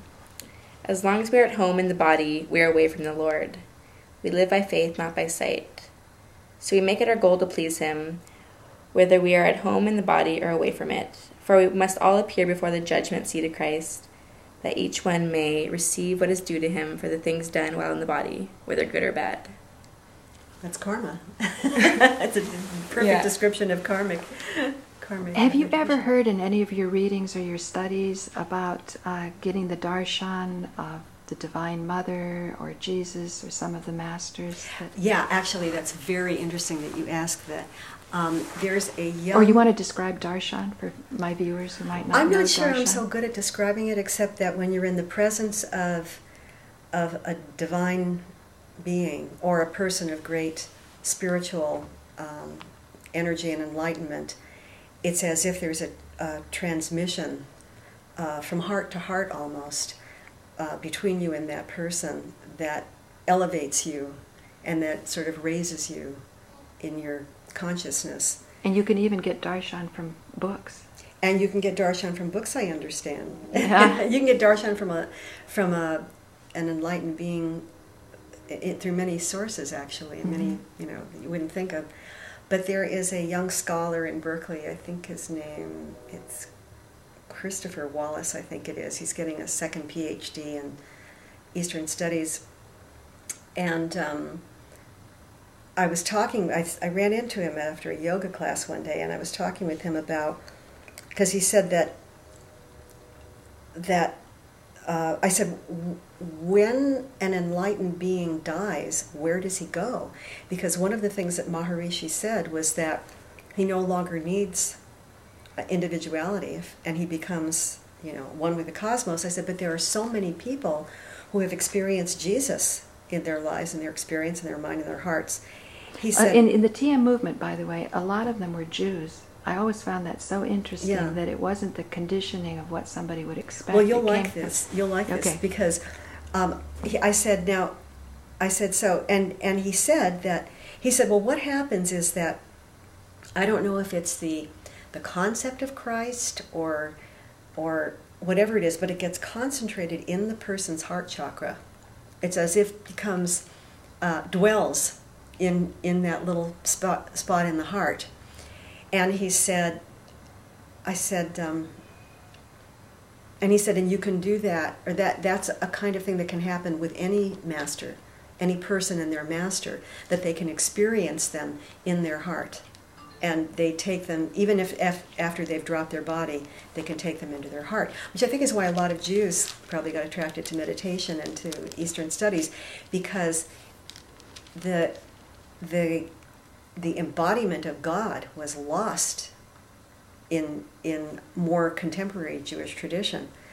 So I said to him, well, so what about Jews, if you believe in God? He said, in the old temples, the Jewish priests used to sit around in a circle facing the middle of the temple, and they would focus their consciousness onto that Brahmastan, that center point in the middle of the temple, and God would come and dwell there in an embodied form. I think this is what he said. God help me if I'm a little bit wrong.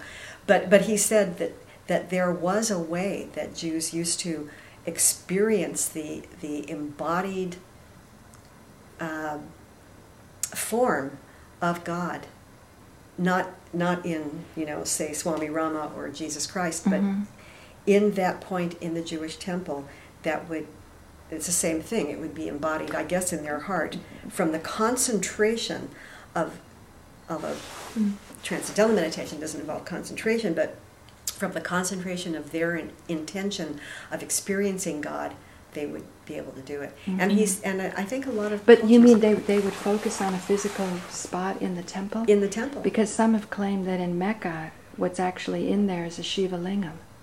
Isn't that interesting? And also in reading through some of the early translators of Sanskrit, when the British were first coming, it's wild how they translate the Vedas. They take it so literally. We wouldn't, we having had that experience of that in-between state, but they were talking about the Panis as some type of, tribe that was living there. Who was doing that? It's some book about India, but it's done as a scholar would do it, not as a saint would do it. I see. But still, they talked about the Vedic people as opposed to the phallus worshippers. And so I wondered, by phallus worshippers, they were talking about the tantric physical aspect, because a tantric practice in India is where people will take the trains and go to all parts of India, visiting different temples, feeling they're visiting different parts of the Divine Mother's body. Oh, how interesting. So they're looking on it very physical. Oh. And again, Simoncini saying that our mind-body duality is what's made our healthcare such a mess, because they're not actually separate. It's not actually the body here and the spirit there. You're bringing it all back together into a little whole. Tying it in, just coming back to your original question, which was about the Mother Divine, the influence of an eternal. Yeah. And the divine is supposed to be more physical. That's the feminine. And even the Holy Spirit, some have said that's the feminine presence too. I just feel so inadequate to discuss it, because I know just bits and pieces, and sort of like a dilettante in that way, because I know that in the Kabbalah there are realms of heaven and angels and God, and I know that in the Vedic tradition there are all these gods, and then there's God. And so you can have a lot, and then the most fascinating part of the whole thing is you can have experiences of these various devas, or gods. But I don't know if you know about this whole thing with Dr. Tony Nader, who's now the head of the TM organization. He was a neurophysiologist, PhD and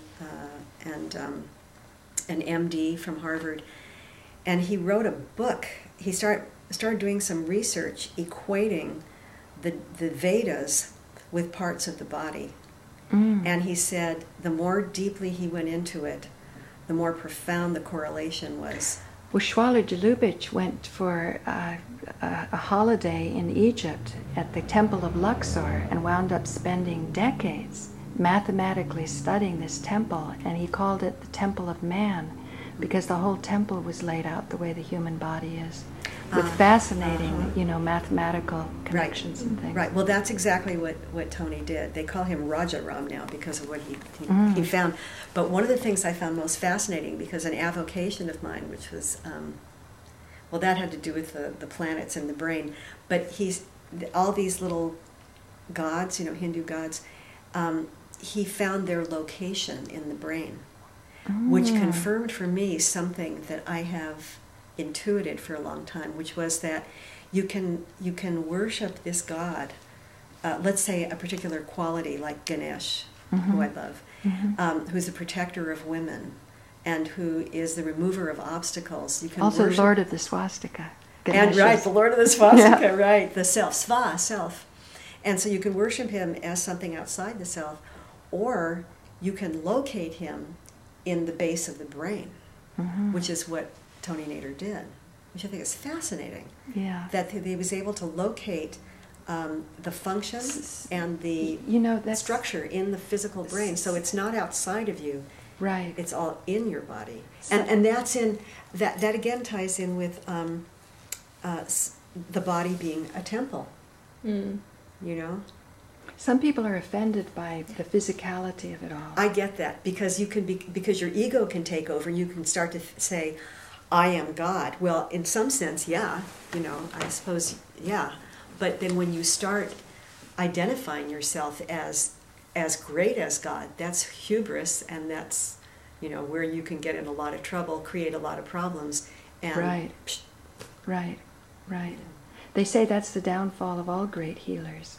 They start to identify with the force that was working through them when they were cooperating. It's interesting. My friend Alex was talking about, he invited me to come because he's been following this one healer Bruno or something. Bruno Goering, that guy. Bruno Goering, that German guy. I think so. Yeah. I got a buzz off him. Really? Yeah, he wanted me to come with him on I guess Valentine's Day. Oh, really? And volunteer there. You mean you would go and see the movie, because they're very picky about who they show that movie. It's a movie? I thought it was a person. No, if this is, maybe we're talking about two different things. I was talking about Bruno Goering, a German guy. Yeah, that is him. And there's a video of him, and the group that gives this knowledge out is very protective about the video. You have to have it all set up. And it lasts for a couple hours. You basically see this great healer after World War II, and everything was so dismal in Germany.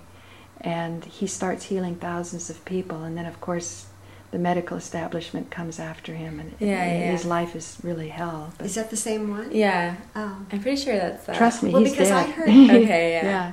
Because I heard of a younger guy now who's a healer who's been around. What's his name? Whose name might be Bruno. I don't know. There's a lot of healers around. Which is actually a good sign. If these people really are healers, again, it's another sign that there's a rectification in society, that people are being taken care of. Yeah, coming up. Yeah. One would hope. Do you have any thoughts about the Holy Spirit? What have you learned about in your travels and experiences? I basically see it as Jesus, but he's just invisible, because he is invisible right now to us, because he's only walked on the earth 30 years, so he sent his Holy Spirit to be our guide, our little counselor. So I guess when you pray, when you think, which is why I read this book called Conversations with God, and it's basically this man, Walsh. Did you read it? Yeah, he's wonderful. Yeah, he's actually a TM meditator. Really, Walsh is? It was the light if I... No. It's interesting when I was reading it. That side, I think. I was at my friend Cheryl's house, and I was reading some of it to her, and I don't know, we Neil stopped. Donald Walsh. That's his name. Yeah. Neil Donald Walsh. And she's like, I get really bad vibes from that book, and she didn't agree with it. She got bad vibes from it? Yeah, because I remember I was kind of feeling the same thing, like, oh my gosh, like, is this right? Because it kind of says, like, oh, this could be, like, scripture, you know, like, who says this is not a dialogue conversation? Because he basically said that his hand was, you know, like, guided by God, and they're having conversation back and forth. Yeah. Which, like, I don't know, who's to say that isn't God, you know? Because, like, that's technically what the Holy Spirit would be, you know, like, in your mind telling you, like, to do this and do that, and, you know, like, guiding you, you know? So, I don't know. Maybe many false prophets will come and you know them by their fruits. Mm-hmm. Maybe we have to determine it that way.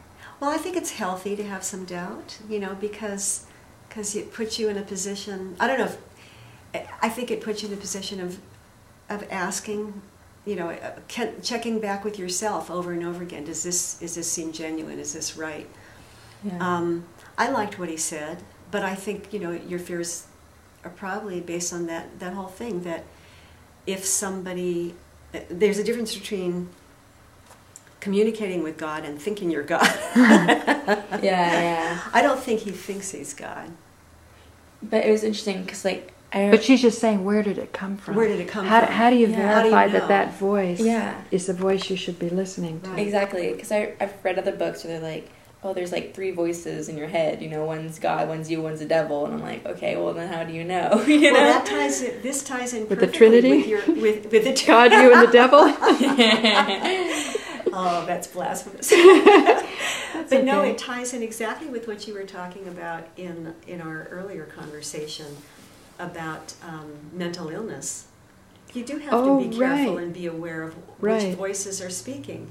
Is it the part that is, you know, the loving part? Is it the unexpressed anger that takes on a form that may not be true? Or is it, you know... The anger that's just the result of an agitated liver, you mean? Yeah, exactly. You can go back and forth. Agita. Yeah. Too much kielbasa. Well, I heard one person said the best choice is the one that's the least selfish. Mm-hmm. How do you figure out the voices, Natasha? That's a good point. Because, like, I was listening to you and my dad talk about, you know, like, who's going to drive Grandma around. And I was like, I should do that, you know? Like, I'm here. I have nothing else to do besides my little merry-go-round job, you know? And, like, you know, they say, like, we're supposed to be servants. God came to serve us. So, like, who are we to not serve one another, you know? And, like... Yeah. Maybe that's why I have nothing really in my plans right now, so I could help Grandma. And, like, I've always wanted to, because I feel like me and her have this, like, strong connection with, like, both believing in Jesus, you know, like, right now. And so I think it could be good for, like, both of us, you know, to connect. And because, like you were saying to my dad, like, family, that's why we were put in families, to, like, try to figure stuff out for ourselves, but also to, like, help each other, you know? It's because my mom is... well into her 80s, and now getting around in the Berkeley Hills, she likes to get out. And she can take the bus, but she's a little worried about driving. And we're way up here on the hills. I mean, did you show the viewers where we are? Yeah. This is the Bay Area, and that's San Francisco. It's a little bit overcast today, but you can sort of see the bridges there. So, you know, we're nested up on this hill, and my mom likes to get out. But driving's a little tricky. Oh, look at one of the greatest... My brother's coming up. That's Natasha's father. He's going to be on TV. He doesn't know yet. I filmed Grandma too, so you have some shots of her. Yeah? Oh, good. But I just think it's just so lovely that you're doing that. I'm sure it feeds you as much as it feeds her. But I just think she's very fortunate to have a granddaughter, because I know my connection with my nieces and nephews, because I have no children, is that connection with youth, you know, and just the lovely communication that we have is extremely meaningful for me. It must be so meaningful for her to have you. This is wonderful. There was a wonderful video that I posted on my Facebook page from someone else that I saw. It was an Indian man who was born a Brahmin, and there's been this caste system in India that's sort of breaking down. I think initially the purpose of it was that if you know what your life's work is supposed to do, you do that, you don't create confusion for yourself. I think over the millennia what happened was it divided people into the haves and the have-nots, essentially, in a very dramatic way. So there's been a lot of political action and sociological action to try to break down those barriers in society. Actually, it's not quite haves and have-nots, because the Brahmins are considered the top of the caste, but never really considered to be entitled to a lot of money. Oh, that's true, because you're talking about and here, all our value of what's top or bottom is well, I guess what by money. I agree with you. You're absolutely right. What I meant was that there was, you had access if you were in the Brahmin or the worker class or even the Kshatriya class, but the Shudras, the outcasts, were not untouchables. So there's this man who was born a Brahmin in India, and he was working in IT, I guess, and he just looked around him and saw all the poverty around him, and he said, this can't be right, And he gave up his job, and he's devoted his life to helping all the poor, homeless, indigent, and they show pictures of him. And talking about anointing, he's rubbing their head with oil and washing their feet and making big pots of food for them. And the bliss that emanates from this guy is just, it was so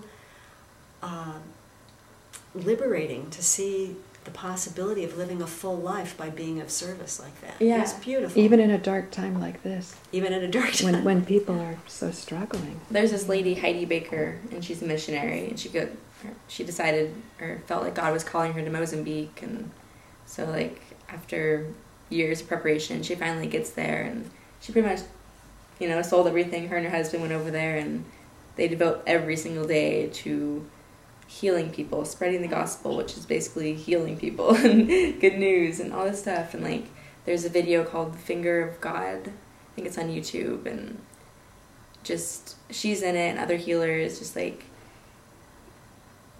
and it's just giving your full life. Like me and my friend Cheryl, I went and visited her like last week or a couple weeks ago, and we talk about this, and we hear, like Jesus said, you'll have more power than this, than me. Oh, you mean greater things you shall do? Greater things, yeah. Yeah, and so we're like, what should we do, And so I was telling you, what are the greater things we can do? So we decided to go out and because it's like steps. You can't just go out and I guess you could just sell everything. But we went out and prayed for people. We went to Target and, and it was you were saying, it's just as healing for us and as for the people we were praying for, and meeting with, and sharing the energy. There are so many traditions that have that have the power of healing. They talk about the power of healing through hands. I studied with a couple of them over the years, and oh, really? Like what? Can you list off any? Well, I'm not really sure. There was a guy, he wouldn't tell us what it was, but I suspect it was a form of Qigong, where you build the energy in your hands and you give it out. And I loved that. But there are many, many, many forms of Qigong, and it gets a little confusing. But I have seen that just about anybody can develop that connection to... I think that connection to the divine, and then pour it out through their hands and do hands-on healing. I think what's going to happen is that as we evolve, we will all become healers to some extent or another. Right. I remember reading that a medical doctor just said sometime, well, I can't remember exact quote, but it was that a lot of what he does is, he does all the mechanical things that he has to do, but that his hands are what heals. Sometimes it's just the touch, and the person knows that they're loved and cared for, and that can physically heal a body. And I think we're all going to start developing, I think that's part of the gift that we're going to be given, is the ability to help heal. If I'm hearing you correctly, Natasha, I'm feeling that you're understanding this and you're wanting to do the healing, and you feel if you start studying too many things, you'll be in the studying mode versus actually bringing down the energy and bringing the healing in. Yeah. Is that so? Because I think sometimes we busy yourself, and I do it too. I continually going to church, and even though I know what I need to do, kind of thing. And when I do it, it's the most satisfying day, but but it's just hard every day to wake up and like really literally die to yourself and just be like, I'm gonna live this day for like others, and like, you know, and Right. That's a very, very beautiful way to describe it, because in my experience, when I transcend, when I meditate, that's exactly what I do. I die to myself. The world, the material world, falls away, and what is left is the pure essence that connects me with every human being in the world. And then when I come out, I feel like I have more clarity to give. Then I think that then that's the gift, is to be able to give after you have more of your real self. I think a lot of people get depleted. I mean, it could be very, like you were talking about in the other talk about the psychoanalysts, unless you're really strong, you can get really depleted. Oh, yeah. I mean, by listening to Spotnitz, I became more careful with commenters on YouTube, because he talked about this aggressive drive being so strong, it can be dangerous. Now, you know...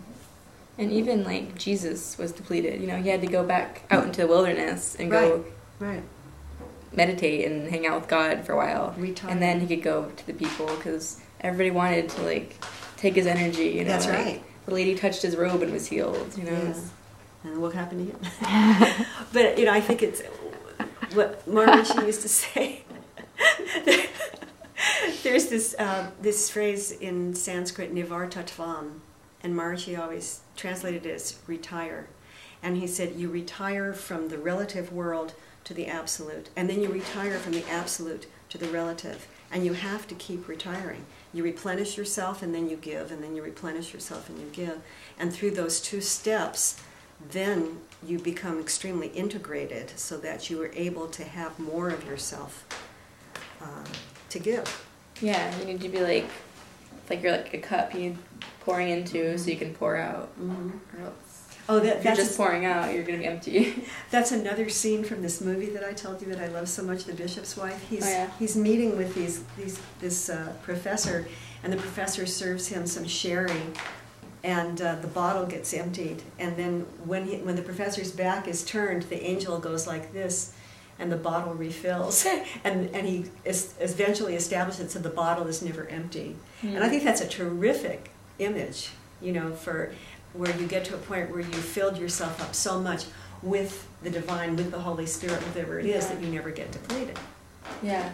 And it was like in that part in the Psalm 23 I was reading, it says, my cup overfloweth, some versions, you know, and just like there's constantly enough, you know, the overpouring of, you can't help but just to like touch people and like... Ladies, you have made my cup overflow. This is the end of the show with Farther Down the Rabbit Hole. I'm Paula Gloria, and this has been my niece Natasha Maureen, and my dear friend from a long time back, Andrea Flaumer. Thank you. Thank you so much for having this discussion. And I'm hoping in the future we'll get people's comments on it and start to work with that and see if we can open some new paradigms. Yay! Yay, over and out. That was so much fun. It was so interesting.